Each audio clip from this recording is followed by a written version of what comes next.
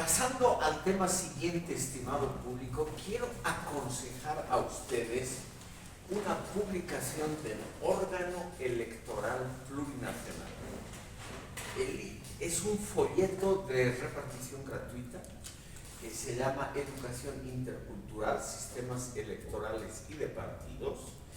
Este folleto muy útil y muy bien hecho se repartía por lo menos hasta hace poco en forma gratuita en el órgano electoral y tiene un buen compendio de todos los temas tratados aquí.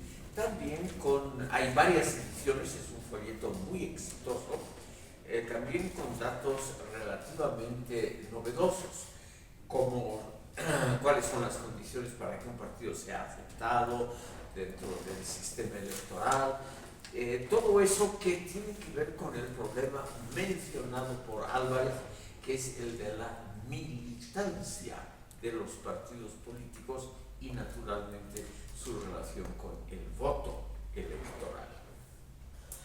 En líneas muy generales, estimado público, se puede decir que evidentemente los militantes de un partido son como un ejército civil. Un ejército civil significa un ejército pacífico, desarmado, de poco poder, por ejemplo, de tumbar un gobierno o algo así, aunque obviamente hay excepciones. Ahora, como Álvarez lo ha dicho, estos militantes, este ejército civil que acompaña a los partidos, no es un ejército siempre confiable.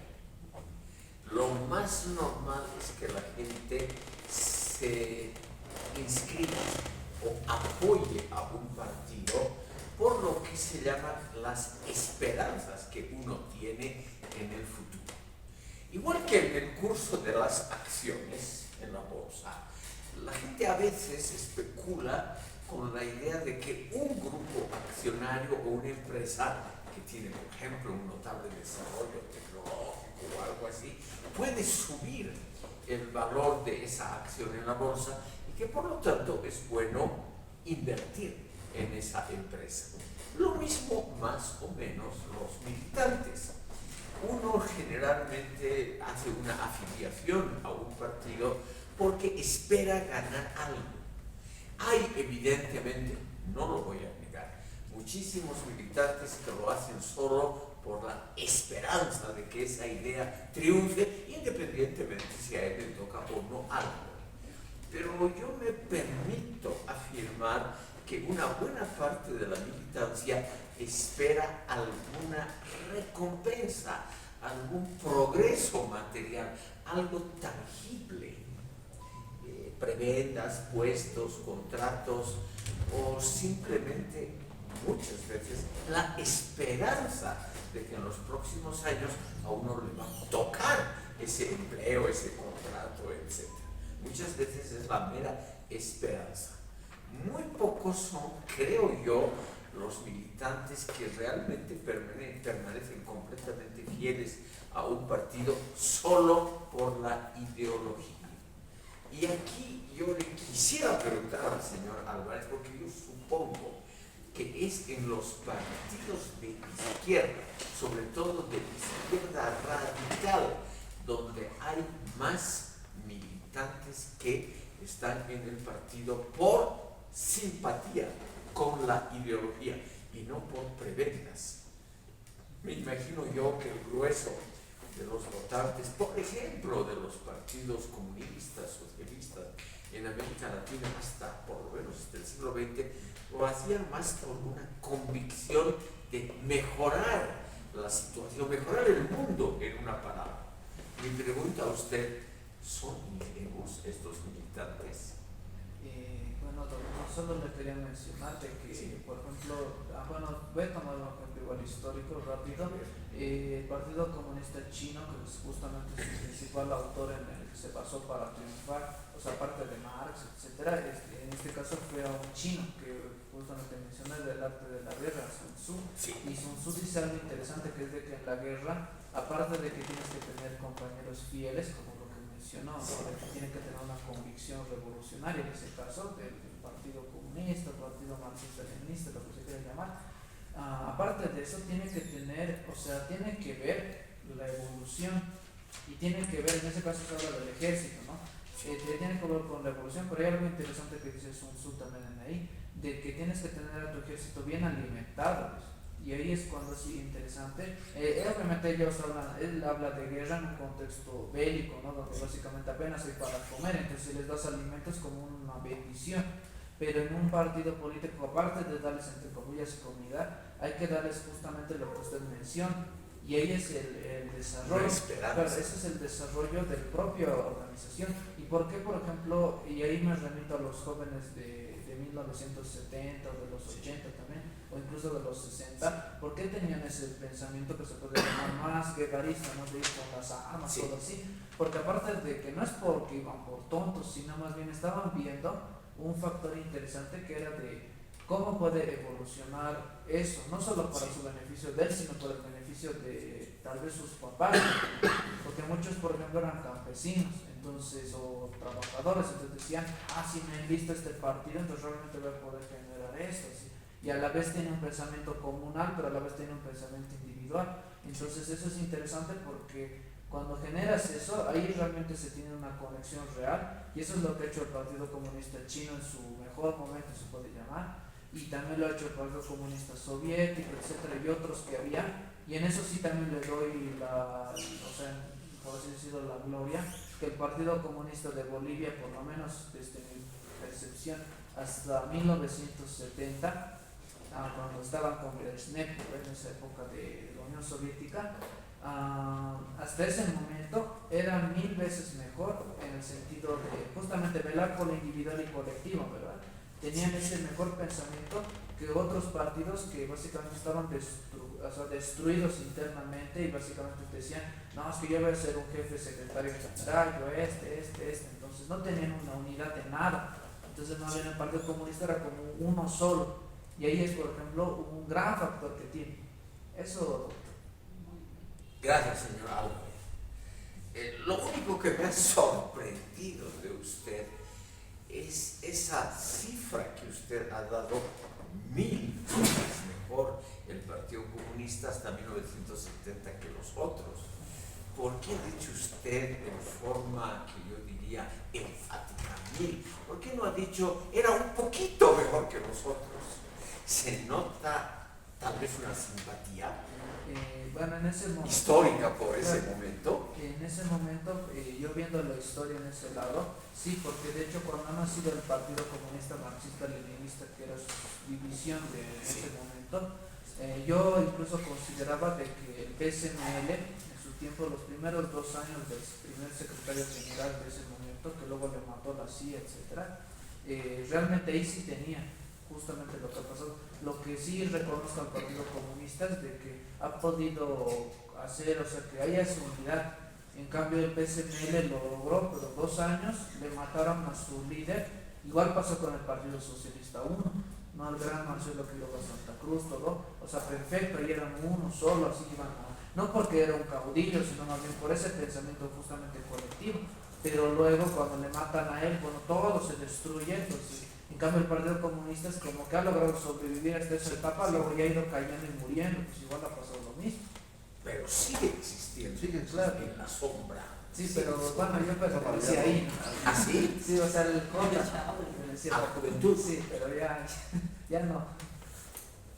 Perdón, un pequeño paréntesis histórico, porque evidentemente un partido que aguanta tantas décadas tiene que tener algo más electoralmente que repartición de prebendas, tiene que tener algo que entusiasme realmente a la gente, sobre todo a los jóvenes. Por eso me atrevo a preguntarle al señor Álvarez, cuando usted militaba en su juventud, en la juventud del Partido Comunista, ¿usted creía realmente que esa era la solución para el país y para el mundo? Sí, porque al final de por sí lo que sí yo pensaba, básicamente yo desde el inicio más estoy de acuerdo, aunque obviamente aquí ya seguramente algunos van a decir, no, está mal, pero con el maoísmo, con el Mao Zedong, ¿verdad? ¿No? Es la división que había. Pero la idea, lo interesante de ahí es de que como el PSML ya estaba muriendo Sí. y también en otros partidos, como no se encontraba, entonces yo he dicho, ya bueno, otro que tal vez está mejor es el único que era el Partido Comunista. Y de ahí bueno, he tenido a hablar con algunas personas y bueno, me han unido y lo único malo es de que bueno, aparte del ámbito ideológico que tal vez me podía chocar, Sí. más allá de eso, era de que, bueno, ha tenido una decepción total, por eso le mencionaba eso de las actividades, Sí, porque sí, eso genera dinamismo y genera que las mismas personas se sientan más conectadas. sí. Pero en cambio, por ejemplo, en mi experiencia personal, decían, a ver, vamos a ir a una marcha fabril, yo nomás fui, entonces, en cambio nadie más ha venido, yo no, ni siquiera tenía bandera, me ha tenido que intentar. Y luego al final han dicho no vamos a poder venir y no sé qué, han puesto excusas y ese dinamismo arruina, se decepciona básicamente. Y en cambio si hubieran venido, digamos, por lo menos 10 compañeros, ni siquiera 1 millón, así, ¿no? 10 por lo menos, o 5 incluso. Hubieran venido 5, ya te sientes conectado en ahí. Pero en cambio si solo va uno, o sea, que diablos, hasta las personas de ese momento me han tenido lástima porque han dicho, pobrecito, ¿qué está haciendo aquí? Pero, y lo importante por eso es el dinamismo y es esa idea de militancia real. Sí. Quisiera indicar, estimado público, que este investigador alemán, Dieter Nolen, junto con un mexicano llamado José Reynoso Núñez, ha publicado un libro que se puede descargar gratuitamente, que se llama Sistemas Electorales y Partidos Políticos, donde él menciona el enorme atractivo de las ideologías juveniles que entusiasman a la gente como uno de los motores más importantes para la actividad electoral, que es lo que sobre todo tenemos que ver en este curso. Porque, estimado público, la ideología de un partido, el programa, las consignas, hasta cosas muy secundarias, pero que son importantes, como banderas, etcétera, tienen su efecto que se llama efecto de arrastre, que es muy grande. Y aquí un pequeño consejo, algunos de ustedes van a ser, me imagino, asesores de algún partido en el futuro. Hasta la elección de los colores no es neutral, no es neutral. Curiosamente, son los colores vivos como el rojo o el anaranjado fuerte los que más atraen a las masas. Hay, según Noden, un elemento claro, estimado público, de una fuerza subconsciente que nos hace ver en forma más positiva a un partido o a una coalición electoral cuando esa coalición tiene algo con rojo o con colores vivos. Nolen cree que uno de los factores para la pervivencia hasta hoy de la socialdemocracia en Europa, en casi todos los países de Europa, es el haber elegido una bandera roja con una rosa roja. Es decir, la bandera roja es la bandera del sacrificio, de la unidad de los pobres contra el poder, desde la Revolución Francesa. Y la rosa es el elemento de la unidad, del amor con el resto. Entonces, una rosa roja une evidentemente, electoralmente se podría decir, ambos factores, y siempre se gana un pequeño porcentaje de adherentes, de votos. Y, por ejemplo, en Europa, donde a veces los cambios políticos tienen que ver con pequeñas oscilaciones de votos, un partido sube un poquito, 2%, el otro baja, eso es a veces decisivo para formar gobierno. Y esos elementos decisivos pueden, no es que siempre sea así, pueden estar influidos por símbolos externos, las canciones, los colores, las banderas. Por eso es, como dice Álvarez, que siempre ha sido importante en las manifestaciones llevar una bandera, un elemento identificatorio. Por ejemplo, una de las cosas que más lamentaba Álvarez en esa manifestación donde él fue el único heroico, es que le faltaba una bandera, porque posiblemente la bandera hubiera traído a algunas personas que estaban por ahí cerca, se hubieran sentido llamadas, es decir, inspiradas a apoyar a ese personaje que solito, heroicamente, llevaba la bandera del partido. Nolen nos dice que en el mundo electoral, sobre todo en el mundo de las contiendas electorales, esos elementos simbólicos, colores, banderas, canciones, himnos, es muy importante. Él cree, por ejemplo, que un pequeño porcentaje de gente siempre se sintió animada hacia partidos comunistas por una canción cuya música es extraordinariamente pegajosa, la Internacional, que es una música muy, muy pegajosa. O también hay muchos estudios históricos sobre eso, por ejemplo, el enorme valor de arrastre que ha tenido la Marsellesa, el primer himno nacional francés, ¿no? La Marsellesa, que también es una música marcial, pero al mismo tiempo pegajosa. Realmente llama a la unidad de los contrarios, llama a la unidad de todo el pueblo. Entonces la Marsellesa, la Internacional Comunista, etc. Los partidos, y lo digo con gran pena, los partidos liberales y conservadores nunca han tenido ni una bandera, ni un himno, ni nada así que despierte ese entusiasmo profundo de las masas como factor electoral. A ver, señor Condori primero ha levantado la mano. Sí, bueno, doctor, al respecto yo quería comentar que sí, lo que usted preguntaba así antes sobre los partidos de izquierda y por qué atraen más, es también porque construyen un discurso ideológico de inclusión social primero, sí, porque eso va direccionado a incluir otros sectores populares con fundamentos históricos de la exclusión que estos han sufrido a lo largo de la historia. Se va construyendo un discurso que tiene que ver básicamente con darles esperanza de que ellos van a ser incluidos, de que van a tener otra perspectiva, de que van a ser parte del gobierno, de que estamos hablando de una alianza de clases sociales, que todos somos iguales. Esos tipos de discursos siempre va a atraer, porque ¿quién no quiere vivir en una sociedad donde se va a pactar, donde todos sean de alguna forma, vivan de una manera equitativa o vivan en igualdad? Eso atrae. Y algo que hay que destacar del lado de la izquierda es que la izquierda es sinónimo de que es muy hábil para construir símbolos de autoidentificación, porque los símbolos al construirse no solamente son estos símbolos los que representan al partido, sino que tratan de mostrar un mensaje.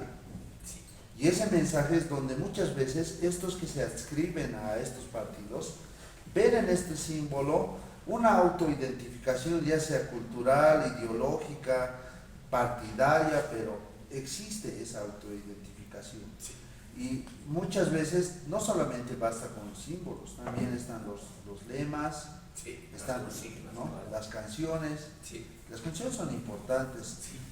Por ejemplo, en el contexto boliviano, por ejemplo, Condepa ha usado el tema del Hachauro, que era un tema que mostraba que había una esperanza después del mañana, que iba a llegar el gran día, ¿no ves? El gran día.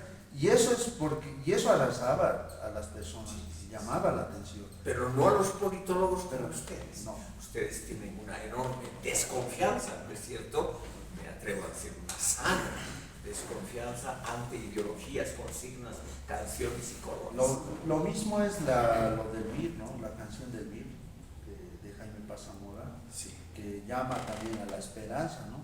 Esas son canciones que en lo popular, en lo nacional, siempre va a impactar, porque eso muestra que hoy estás viviendo en crisis, pero mañana nosotros te vamos a dar la solución. Ese es el mensaje que te da. O sea, no te dicen nada en términos, pero suena algo fantástico, algo que va a llegar o que va a transformar. Y ahora lo del Partido Comunista de Bolivia, ¿por qué ha sobrevivido hasta ahora? Sí. Es porque también se ha unido con otros partidos.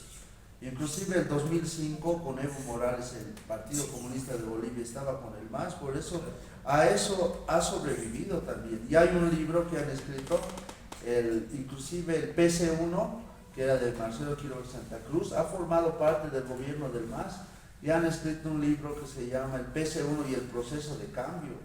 Y ahí justifican cómo el PC1 había entrado al MAS, porque tenían que ver una estructura de la izquierda. Pero yo veo que ese discurso de la izquierda se va a desmoronar, porque al final es un conflicto de intereses y de persistencia del mismo partido. Ya no tiene el mismo impacto. Si analizamos ahora, los partidos de izquierda ya se han estancado, ya no tienen el mismo impacto como tenían años atrás, porque también jugaban un papel importante el contexto internacional, ¿no? Mucho hacía el contexto internacional. Por ejemplo, la post-segunda guerra mundial, la Guerra Fría y demás, ha influenciado en América Latina, y ahí ya se han empezado a constituir partidos de tinte izquierdista. Y eso es porque ha sido influenciado por el contexto internacional. Porque si no hubiera existido ese conflicto, ese contexto internacional, yo considero que esos partidos no hubieran nacido como tal. Porque las teorías de Marx y demás, si bien se han vuelto universales, pero en un momento todo partido empieza, ¿no?, con esa ideología de decir somos la esperanza, somos el cambio, la transformación. Al principio lo hacen, pero luego se corrompen y terminan siendo partidos que se van disgregando por la parte ideológica, porque no comparten ya la misma ideología, ya han tomado el poder, y esos ejemplos son, por ejemplo, Cuba, que ha entrado al socialismo, pero al final no se ha aplicado la dictadura del proletariado como lo propugna, ¿no?, la ideología de Marx y demás. Y esas situaciones hay que analizar. Yo creo que un socialismo real, como tal, teórico, o como el comunismo en teoría, no se ha dado en el mundo, porque no ha cumplido las características de la teoría, pero sí se ha acercado, pero no ha cumplido ese carácter de ser un Estado socialista o ser un Estado comunista. Porque para ser un Estado comunista no tendría que haber estados, si somos rígidos a la teoría. Pero los estados, China sigue manteniendo una estructura estatal. Y cada vez más fuerte. Y cada vez más fuerte. Y eso nos muestra que en teoría el comunismo no se ha aplicado, solamente ha sido nombre, ¿no? Eso. Gracias.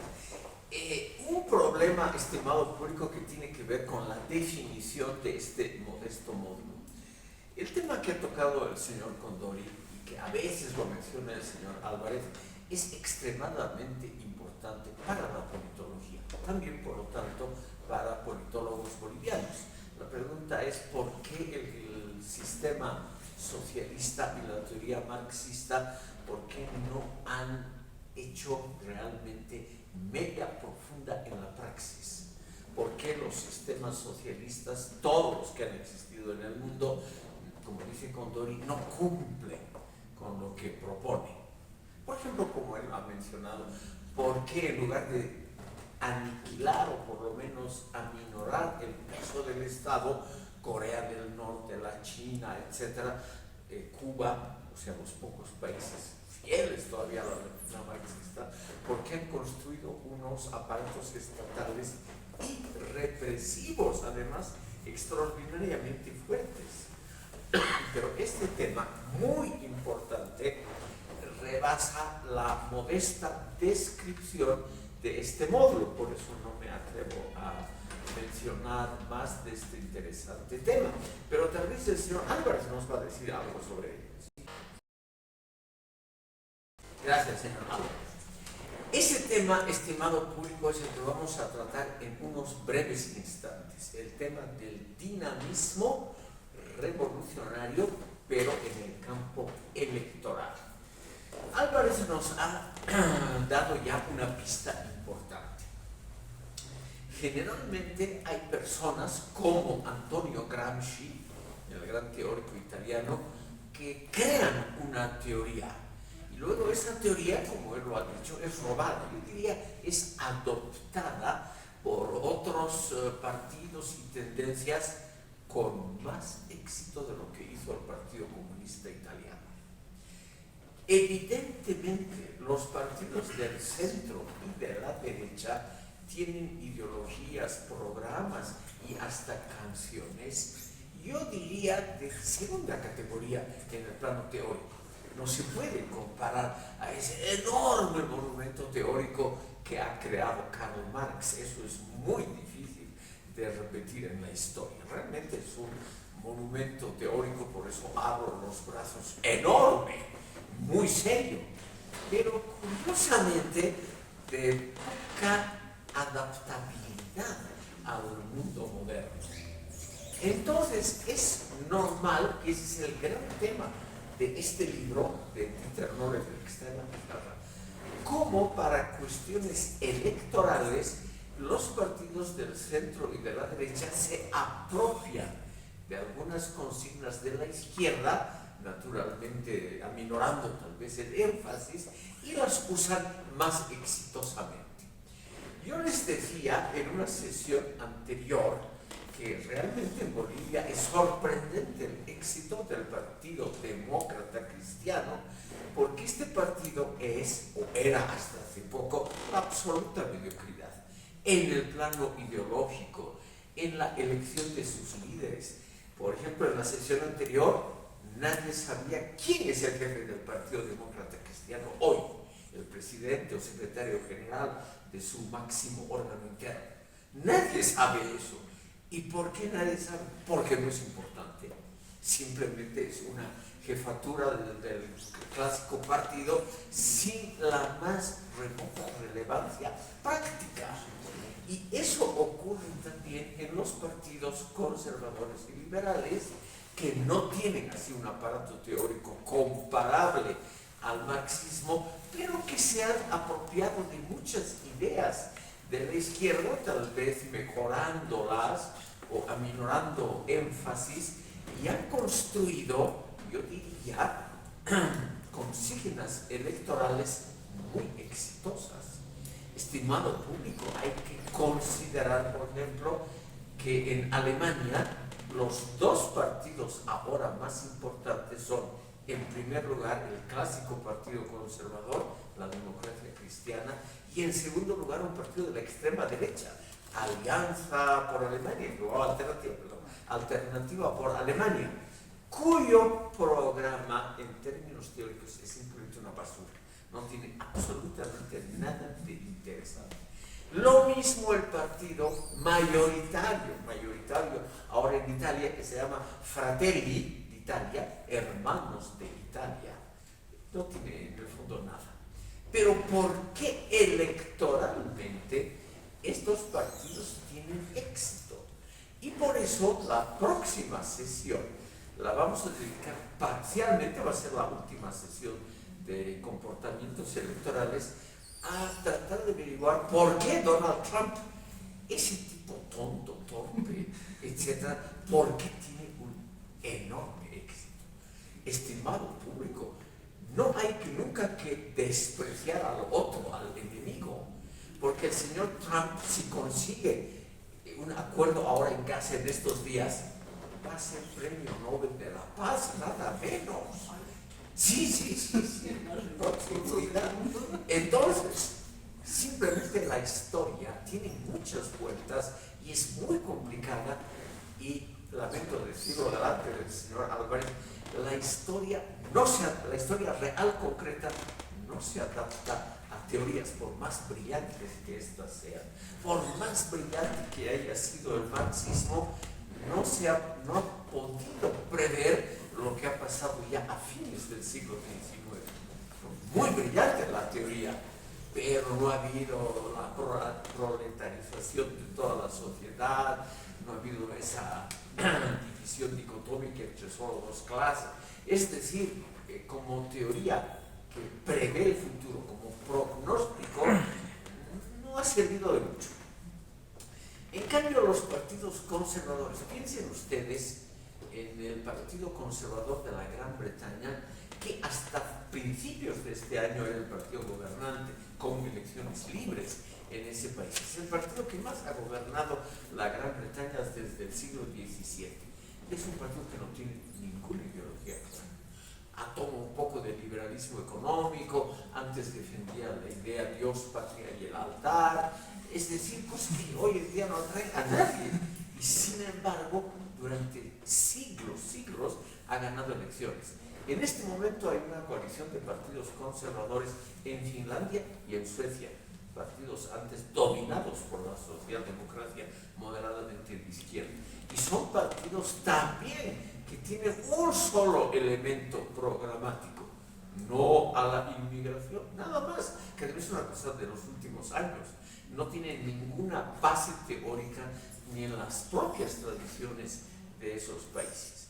Entonces, la pregunta que se hace Nolen en ese título que lo he puesto ahí es: ¿por qué ideologías, programas, todo lo que tiene que ver con atraer a las masas, por qué es tan volátil y por qué es tan difícil establecer una teoría clara sobre el proceso electoral? Porque según Nolen, es el resultado final, no se puede predecir nunca cómo electoralmente se va a desarrollar el mundo. A fines del siglo XIX, Marx, y sobre todo el que escribió varios artículos sobre este tema, fue Friedrich Engels. Él profetizó que la socialdemocracia, que era el partido de izquierda en esa época, el único partido de izquierda, que ese partido iba a subir al gobierno por medios pacíficos electorales, porque hasta 1914, evidentemente, los partidos socialistas moderados en Europa ganaban todas las elecciones. Y sin embargo, a partir de ese año se han convertido en partidos importantes, pero ya no en mayoritarios en ningún país. Entonces la pregunta es: ¿por qué ese pronóstico fundamental en una gran teoría, por qué no ha resultado? La idea de Nolen, estimado público, es que eso tiene que ver con el comportamiento humano general. Y el comportamiento humano general, según él, es imprevisible. Depende siempre de momentos concretos.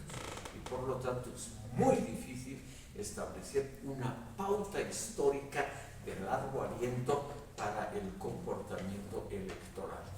¿Quién hubiera pensado hace escasos 20 años, cuando Obama todavía era extremadamente popular, etcétera, que un tipo medio loco como Trump iba a ganar legalmente las elecciones en ese país? ¿No es cierto? Y casos similares hay en todo el mundo. En un país con una tradición, digamos, relativamente democrática como es el Brasil, el anterior presidente Jair Bolsonaro, que tampoco tenía ninguna ideología, ninguna idea, ni siquiera un partido grande, también ganó legalmente su periodo presidencial. Ese es, estimado público, el gran problema con el cual cierro este pequeño acápite dentro de la sesión. Según Nolen, no es posible predecir nada electoralmente, porque los humanos somos así, inconfiables. Señora Álvarez. Tal vez para terminar, Sí. el ejemplo que dio el doctor de la Alemania, del SPD, que es en este caso, alternativa para Alemania, solo pequeño mencionar de que por qué conseguir, aparte del tema de la inmigración, que pueda, o sea, básicamente triunfar, solo en pequeñas, de que es que eso es curioso, porque ellos dicen, por ejemplo, de que van a generar más al obrero alemán. O sea, ellos ya hablan de obrero alemán, y esa dinámica se parece mucho. No digo que sea un partido, algunos lo tachan ya de nazi, pero es abiertamente. Lo que sí puedo decir es de que tiene un neonazismo, yo lo llamaría, no un nazismo tradicional, sino un neonazismo. Entonces, en ese neonazismo tiene justamente ese discurso. Por eso el partido nazi se llama Partido Nacional Socialista Obrero Alemán, justamente para atraer, ¿no?, a esos grupos. Se ha robado la bandera roja. Entonces, no es. Lo único que quería mencionar era de que Si bien se puede, como bien mencionaba, se puede tal vez el comportamiento humano a veces es un poquito interesante de ver, Sí. pero en cierto punto sí se puede predecir ciertas circunstancias, no en el sentido de quién va a ganar, sino de bloques. Sí. Y en ese sentido Donald Trump o otro que hubiera ganado. ¿Por qué? Porque él representa al campesino obrero blanco de Estados Unidos. Entonces, como representa eso, y esos son un grupo enorme, o sea, no han rebajado, pero básicamente sigue siendo el grupo mayoritario en Norteamérica, ¿no? Ese conjunto, o sea, son básicamente los descendientes de europeos que todavía viven en Estados Unidos, sienten que su vida se ha empeorado y por eso justamente votan por Trump. Y justamente Trump tiene un discurso estatista. Sí. Supuestamente que eso es comunismo, no sé qué, pero ahora ya tiene un discurso estatista. Solo eso. Como ven ustedes, el caso de los Estados Unidos es muy interesante. Como dice el señor Álvarez, a quien agradezco mucho su participación hoy, hay dos grupos sociales importantes en Estados Unidos que tradicionalmente votaban por el Partido Demócrata. Los obreros blancos, que son en el fondo gente pobre medido por el estándar norteamericano de ingresos, y los campesinos. Los Estados Unidos tienen una agricultura extremadamente exitosa. Eso es muy difícil de negar. Realmente exportan harina, trigo al mundo entero. Entonces, esos dos grupos, que son la base de la sociedad, no son millonarios, generalmente votaban por el Partido Demócrata. Y ahora votan por ese tipo que de alguna manera, que va a ser el tema de una de las sesiones, ese tipo medio loco ha sabido conectar con esas clases sociales que se encuentran evidentemente en un proceso de desprestigio social, de caída de ingresos. Entonces aquí vemos algo similar pasó en Alemania. Como lo ha dicho Álvarez, el partido nazi de la extrema derecha se llamaba oficialmente Partido Nacional Socialista de los Trabajadores Alemanes. Y eso tiene nomás su impronta. Un partido que tiene en su nombre mismo trabajador, es decir, obrero en alemán. Ese partido obviamente por lo menos atrae un poquito de la clase trabajadora. Entonces, tenemos que ver, estimado público, que muchas veces los procesos electorales no son ganados por una brillante ideología, sino por argucias, por astucias, por habilidades de tocar en un momento la fibra emotiva de mucha gente. Y eso no es nada fácil. Y como dice Nole, no hay ninguna estrategia teórica que nos pueda enseñar cómo tocar la fibra emotiva de masas populares. No existe una teoría clara. Siempre es una teoría muy cambiante. Y eso la aprovechan algunos demagogos extraordinariamente hábiles como Trump, que hoy en día, aunque no crean ustedes, es el líder de los dos extremos de la pirámide social, de los multimillonarios y de los más pobres blancos. Esa es la situación actual. Entonces, la pregunta que tiene que ver con este módulo es, estimado público, ¿vale la pena estudiar, leer estos aburridos textos, etcétera, si todo es tan incierto? Yo mismo no me atrevo a darles una respuesta. Para terminar, quiero aconsejarles que lean el péndulo político del domingo pasado que les he enviado por la red de WhatsApp. El título general del péndulo político es interesante porque tiene que ver con nuestro tema. ¿Es el Partido Demócrata Cristiano el nuevo más? Es decir, la pregunta es, ¿puede un simple proceso electoral modificar, es decir, mejorar, ampliar, salvar a un partido político totalmente tradicional? Es una pregunta novedosa. Y en el péndulo político hay varios ensayos que tratan de explicar algunos bastante interesantes de explicar por qué el Partido Demócrata Cristiano, un partido pequeño y en mi modesto juicio también un partido de mediocres, realmente ha resultado inesperadamente el partido más votado de este país. Esa es una pregunta muy interesante que debemos estudiar. Por ejemplo, ¿es el Partido Demócrata Cristiano un caballo de Troya, o sea, un artífice del MAS en el fondo? ¿O es realmente que la gente está cansada del MAS, la otra posición contraria, y que ha elegido el mal menor entre el espectro de partidos políticos? Porque también podría ser eso, que la gente que antes votaba por el MAS se ha dicho: está muy desprestigiado nuestro partido, nada menos que 3 divisiones, Andrónico, Arce, el Evo, mejor votaremos por el mal menor. Y esa elección, el mal menor, siempre es muy interesante, porque además es una elección siempre precaria. En 4 años puede variar completamente, en 5 años puede variar completamente el favor del voto. No hay ninguna seguridad, ni siquiera para el próximo proceso de elecciones subnacionales, que la gente mantenga esa curiosa y yo diría casual fidelidad a la democracia cristiana, que nunca en Bolivia echó raíces. Entonces puede ser que cambie completamente. Vamos a ver esos temas. 2 sesiones más van a estar dedicadas a comportamientos electorales y recién vamos a pasar a las instituciones que rigen estos procesos. Muchas gracias por haberme acompañado.